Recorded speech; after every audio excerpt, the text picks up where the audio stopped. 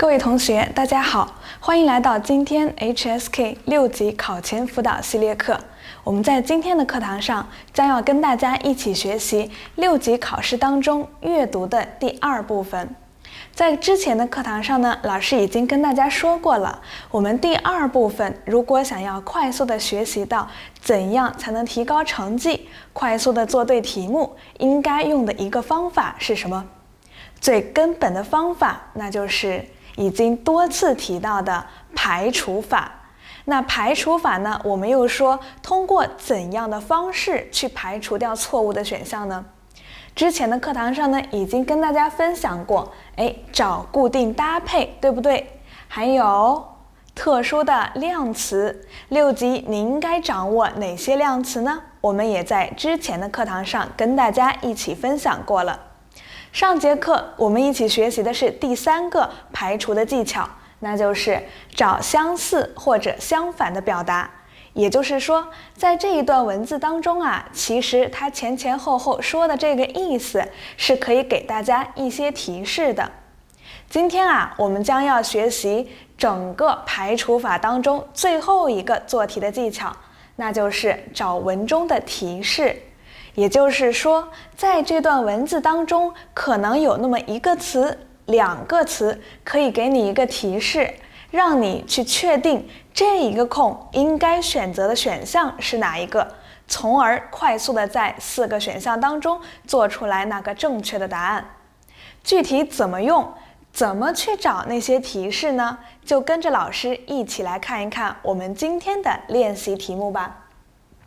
第一题非常短，只有2行，老师一边读，大家一边想一想，为什么老师把身体这2个字给大家标红了，而这个词，也就是身体这个词，能给你怎样的提示呢？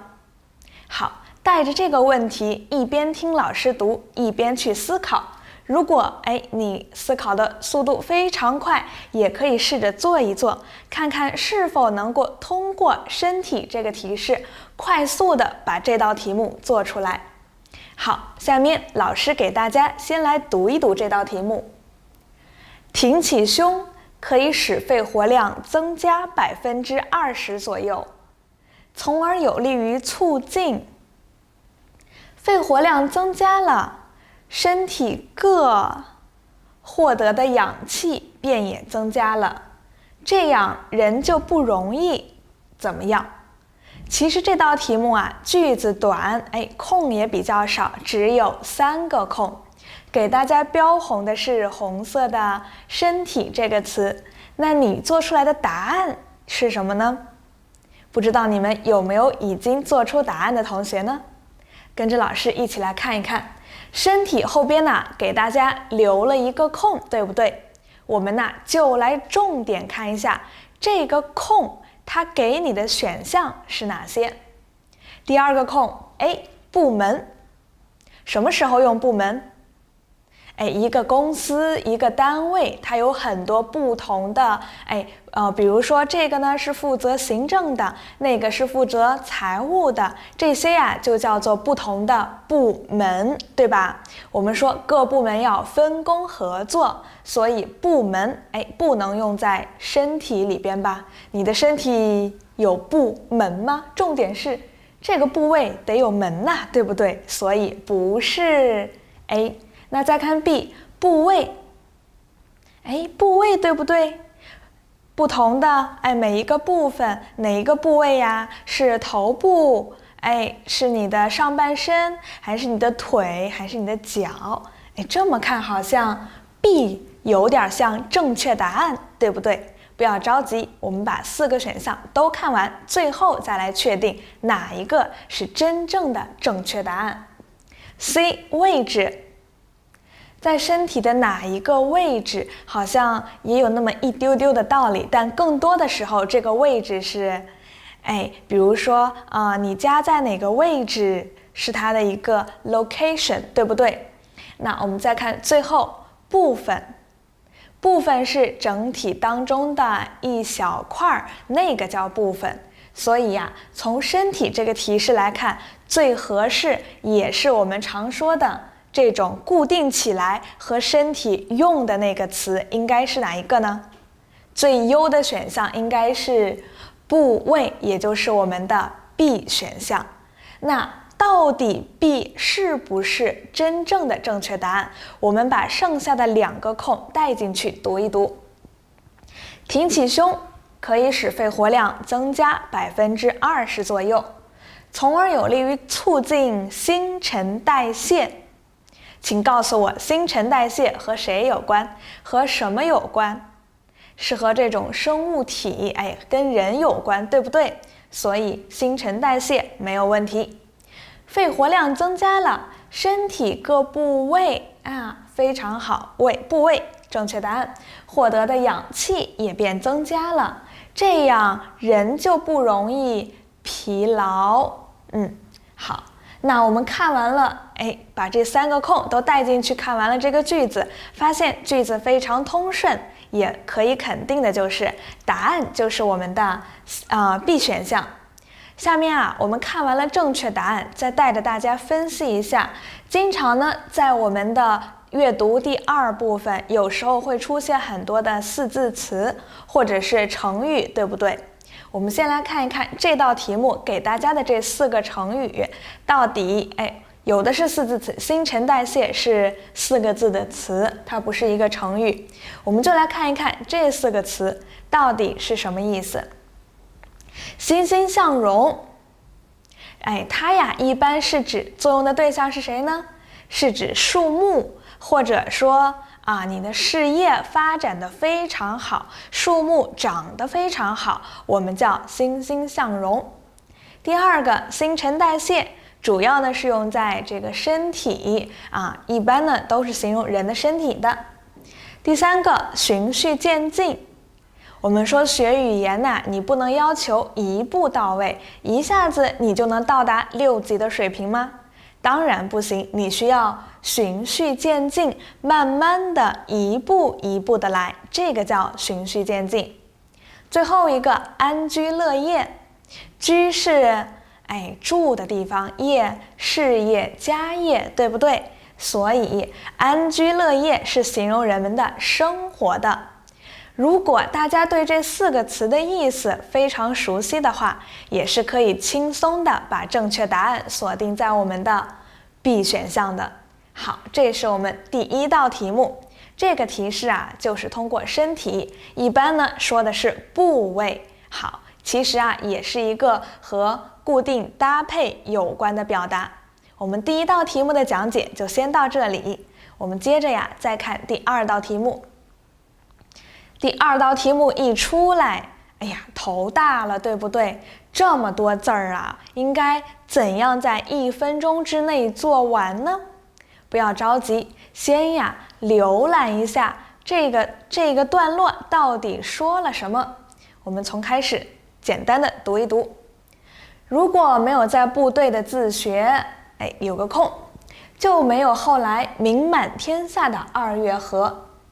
他在21岁时跌入了人生最低谷，又在不惑之年步入巅峰，从超龄留级生到著名作家，期间的机缘转折似乎有些误打误撞。但2月河不这么，又一个空，第2空了。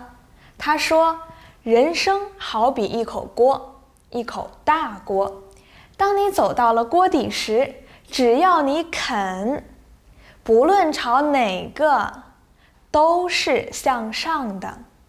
主要的一共是4个空，但主要的空是集中在最后这2行的，对不对？他这个2月河是一个非常著名的作家，说了一个比喻，非常有意思。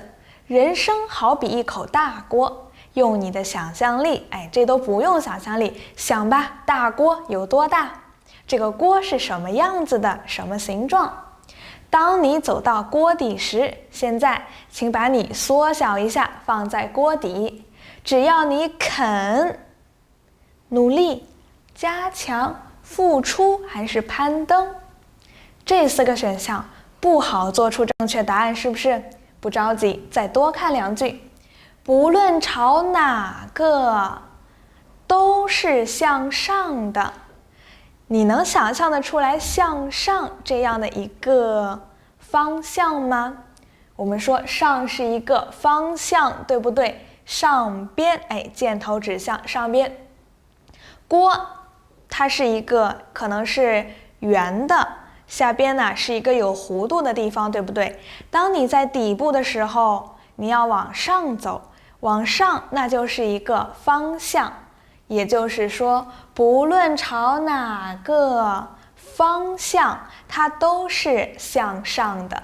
所以这道题目最关键的一点就是，如果你看到最后看到了这个向上，并且能非常快的反应过来，它呀说的是一个方向，再结合 A、B、C、D 4个选项，你就能非常快的得出来答案，那就是 A。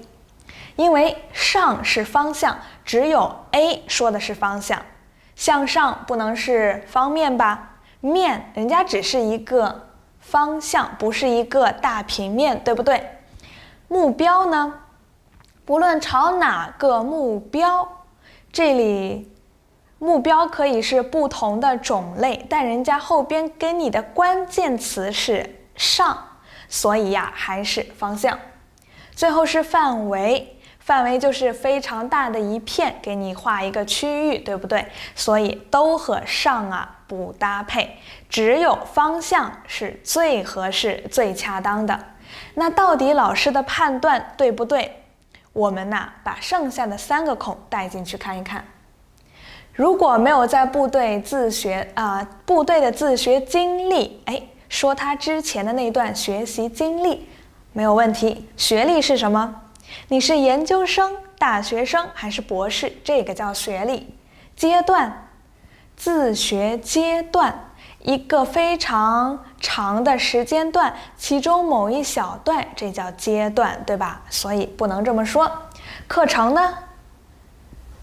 自学课程也不对吧？所以呀，我们说第一空其实经历最合适。就没有后来这个2月河他怎么样，我们就不多说了。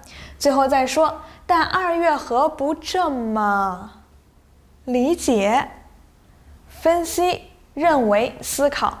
其实这一空A、B、C、D，如果你不细分的话，它都有可能和不这么一起搭配。所以我们没有办法确定哪个是正确答案，但是不这么理解是可以说的，也和文章的意思相关，所以我们的这个理解放在这里也是可以的。他说，人生好比一口锅，当你走到锅底时，你在最底下，只要你肯努力，对不对？只要你肯努力就怎么样了？不论朝哪个方向，它都是向上的，没有问题。我们的答案经过检验，可以确定它就是 A 选项。好，我们接着再来看第3道练习题。许多有抱负的人都忽视了积少才可以成多的道理，一心只想怎么样，而不埋头耕耘。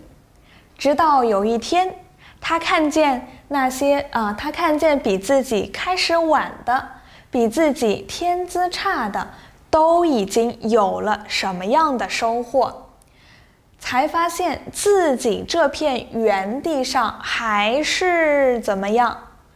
这时他才明白，不是上天没有给他理想，而是他一心只等待丰收，却忘了做什么。在这里看一看，等待的是丰收。丰收大家可以想到什么？秋天是一个丰收的季节，没有播种你就不可能有丰收，没有收获，对不对？所以我们说这个丰收可能是一个和农业相关的，而引申出来呢，就是说你需要首先去付出，去努力，去播种，播下那颗种子，它才能成长起来，为你带来丰收，对不对？所以通过最后一句话，老师又将答案锁定在了 B 选项。到底对不对？我们带进去看一看。不着急啊，你说丰收怎么判断？好，酝酿是什么？想了很久，最后出来的那个想法之类的，这个叫酝酿，或者说感情，不和丰收一样啊。播种非常搭配，就像农民伯伯种地，你要先种下去种子，它才会到秋天才会是一个丰收的季节。照料其实是照顾，料理，这个是照顾某个人，也和丰收不搭配。培育呢？培养、养育可以是植物，也可以是人，但是你不能说一心只等待丰收，却忘了培育，也是不搭配。他们不是一起玩的小伙伴，所以我们说答案锁定在 B 选项，把它带进去。忽视了积少成多，不注重积累，只想一鸣惊人，什么都不想做，就想一下子做出一件非常伟大的事情来，让别人一下子就觉得这个人怎么这么厉害呀？这是不可能的，对不对？一帆风顺是说顺顺利利的，一般就是给别人写一些祝福语的时候，祝你一帆风顺，对不对？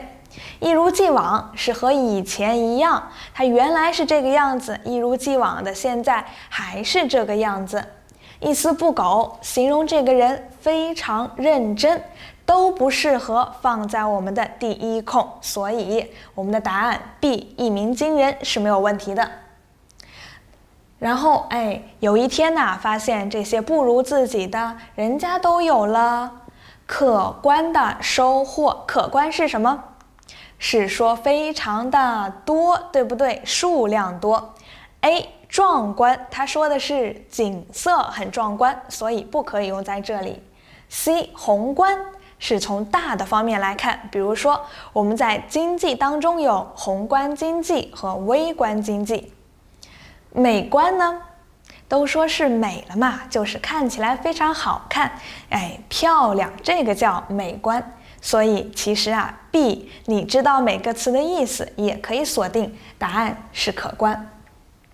发现自己这片原地上还是一无所有，因为他只想一下子就成功，而没有去做努力，所以当然他什么收获都没有，对不对？所以是一无所有。看一看 A 半途而废。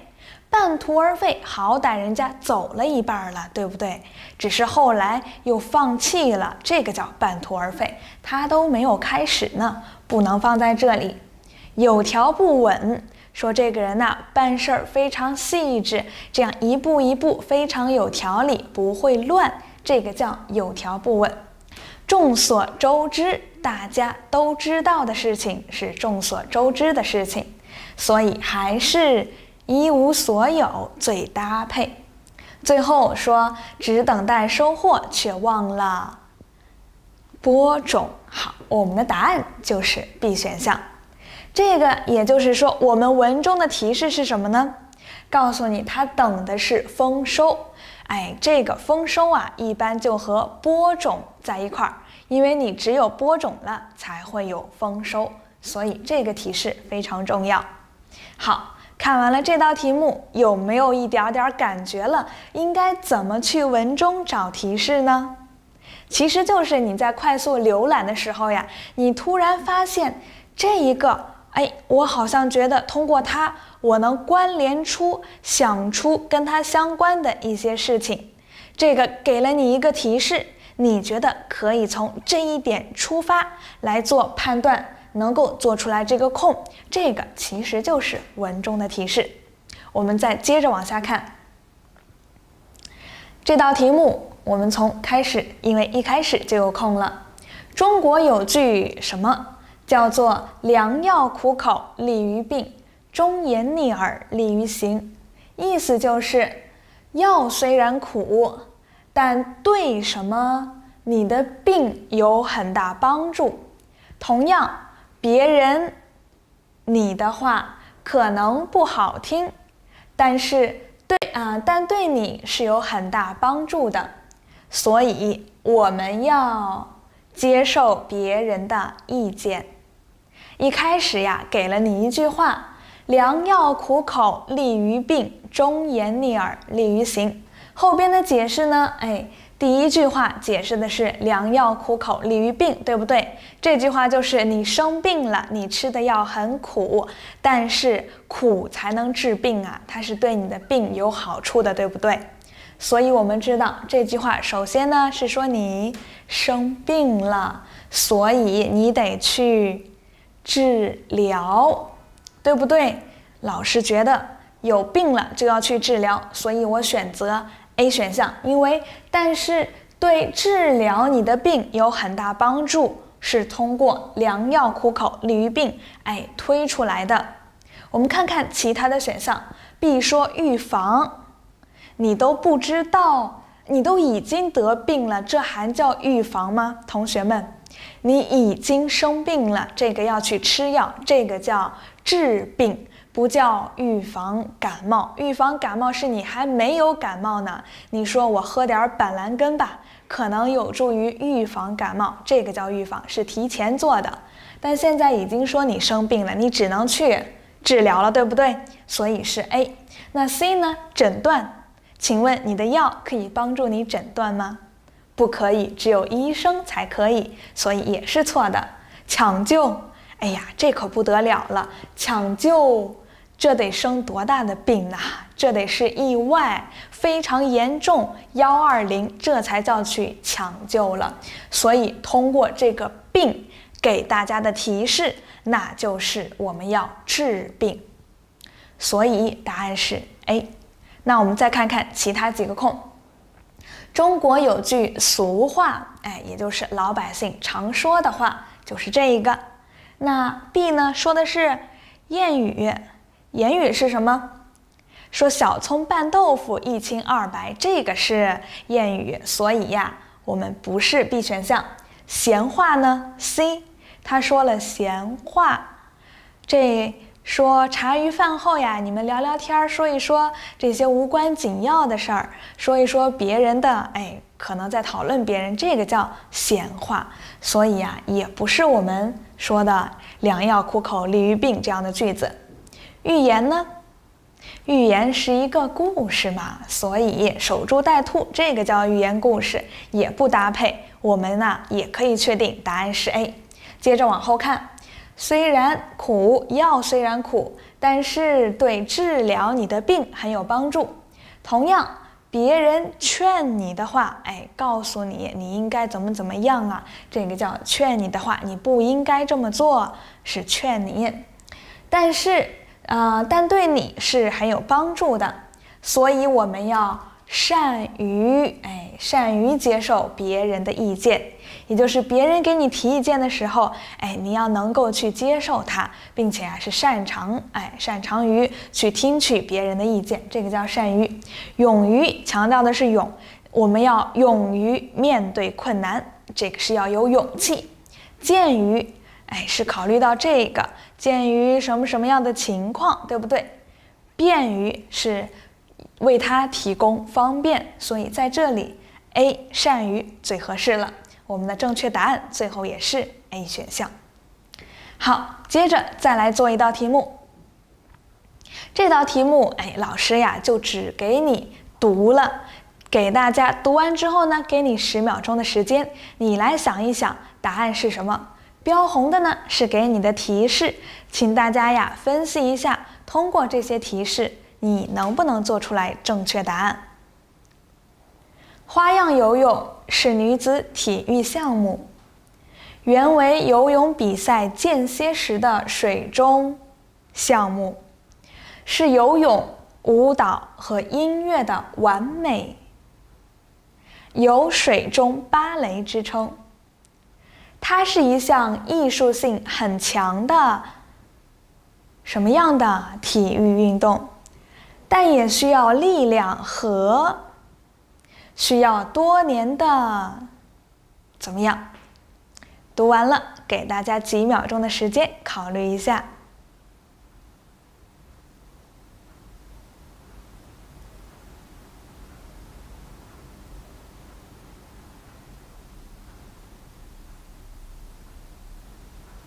好，10秒钟倒计时结束了。这道题目，留的空比较多，但是你要找的是什么？找那个提示，找那个突破口，哪一个可以帮助你非常快的找出来那个一个正确答案，或者说你能排除2个，留下2个2选1呢？我们一起来看一看老师是怎么分析的，然后一边为大家揭晓正确答案。说的是花样游泳，看过奥林匹克吗？应该呀。这些花样游泳这个项目，不知道大家有没有去看过？非常漂亮，对不对？非常优雅。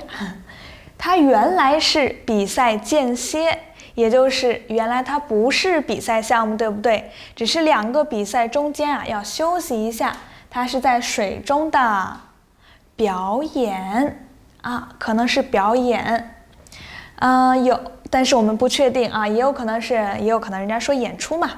但演出就比较大了，是游泳、舞蹈和音乐的完美3个东西加在一起，你想想看，用什么样的词比较合适？有水中芭蕾之称，这个是一个非常重要的词，加了引号，告诉你花样游泳就是水中的芭蕾。你想一想，芭蕾给你什么样的感觉呢？它是一项艺术性很强的什么样的体育运动？其实它虽然形容的是花样游泳，但是花样游泳它是一个艺术性非常强的。这个艺术性强体现在，它是有水中芭蕾之称。芭蕾跳起来怎么样？非常的优雅，对不对？我们看优美，动作优美是强调漂亮，优雅不光优美了，人家还高雅，对不对？同样它就比优美更近了一更近了一层，是说这个动作，这个人的气质都让你感觉到非常的高雅。然后精致呢，说有些姑娘人家化妆化的非常精致，或者有些人生活的非常精致，就东西做的非常的精细细致，这个叫精致。华丽一般说的是服装，这种雍容华贵，对不对？说她的服装看起来这种王室穿的那些华丽的服装，以前的公主她们的服装就会非常的华丽。所以说到芭蕾，在你脑子当中最应该跟它匹配的是哪个词？优美、优雅、精致还是华丽呢？应该是我们的 B 选项，优雅。我们再接着看，但也需要力量和技巧，需要多年的训练。它虽然像是说水中芭蕾好像是跳舞，但也是需要力量和技巧的。它需要速度吗？你想想，你跳舞要跳得非常快吗？其实更强调的是技巧。技能是说能力才干，这个人非常有才华，非常能干，所以我们在这里技巧也是非常合适的。再看看一开始把表演带进去，比赛间歇的表演项目，没有问题，是游泳、舞蹈、音乐的完美结合，3个加在一起，这叫结合起来了。配合是互相的，这个是配合，但人家已经3个融为一体了，这个就叫做结合了。联合，许多高校联合起来，是不同的部门或者说不同的主体一起去做，这个叫联合，所以也不对。组合呢？组合其实更强调我们说有一些音乐组合，对不对？不同的人，或者说你在玩乐高，把不同的部件拼起来，这个叫组合。好，所以我们整个这么读下来，通过芭蕾呢，确定了应该是优雅。有的同学可能说，那优美也可以呢，那把它更带进去，一看，其实优雅是最合适的，因为通过其他选项也可以排除掉嘛。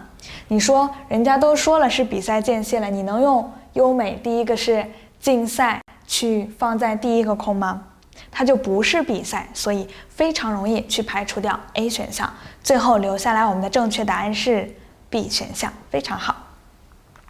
好，我们再来做应该是最后一道题目了啊，我们再来读一读，看一看。研究显示，穿裙装的女性通常比较有信心，在什么上能给人留下较好的第一印象？什么容易成功？同时能怎样到更优厚的薪资？研究者指出，短时间内留下的第一印象准确度通常很高。裙装怎样出专业有吸引力，但又不会强势的效果？说的呀是职场当中的女性，对不对？穿裙装的女性给别人感觉是非常有自信的，在 A 现场、事故现场，直播现场正在发生的，这个叫现场，地方叫现场，所以不是 A。